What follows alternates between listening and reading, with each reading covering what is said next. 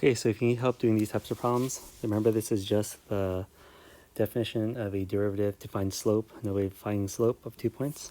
So we're going to use this definition here. Let me go ahead and mark this up. So for this definition, we're going to write f of a is 9 over a. F of a plus h is 9 over a plus h. That's a 9, okay? So we just write it in this format. See, f goes in the back, f plus h goes in the front. This will be 9 over a plus h minus 9 over a all over h, the limit as h goes to 0. So right now if we plug this in, we end up with 0, 0, and we don't want that. So what we're going to do is we're going to go ahead and multiply by the common denominator, a plus h, and there's an a there, right? This guy's an a. So I'm going to put an a here over a plus h. When I do that, and I multiply out this to the front and to the back.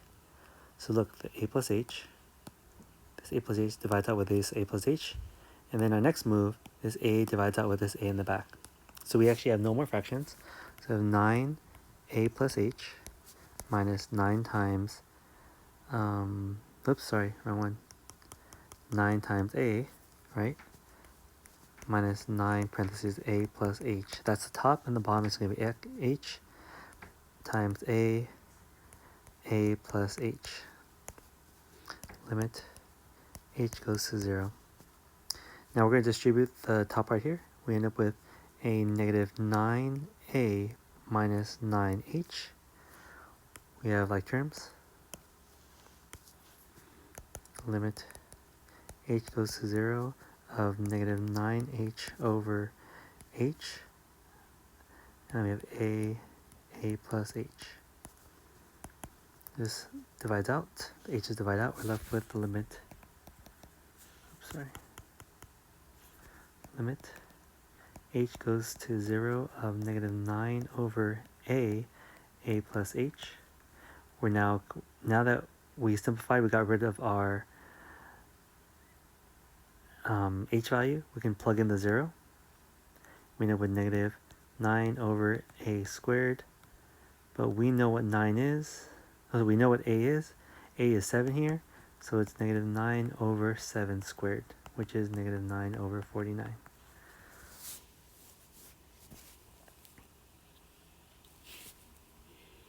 So our previous definition class was this: the limit h goes to 0 of f of x plus h minus f of x all over h. So the only difference is that they, instead of using the letter x, they use the letter a.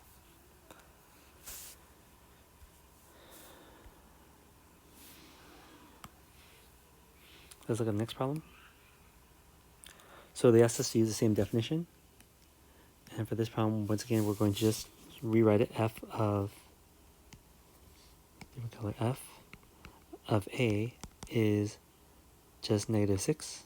Oops, sorry. F of a is 9 minus x squared, which is now a squared because we used the change the variable, and a plus h becomes 9 minus a plus h squared. So our goal is to write that slope formula, y minus y. We're at y2 minus y1 over x2 minus x1. And this x2 minus x1, right? We just call that x2 minus x1 is just another way of saying h. So we're going to write our y2 minus y1, a 9 minus a plus h squared, minus the back term of f of a, which is 9 minus a squared, all over h, and we're going to go ahead and write limit as h goes to 0. Now, if you plug in h is 0 now, you end up having this term look exactly like this term. So it'll be 0 over 0. So we know we can't plug in h yet. You can spend a moment, pause the video, and take a look at that. That if I did plug in h is 0, this and this would look exactly the same. So we end up with 0 over 0. So we can't plug it in. But we still want to find the slope of these 2 points, even though these 2 points are right next to each other, right on top of each other, when h is 0. So let's go ahead and simplify the top.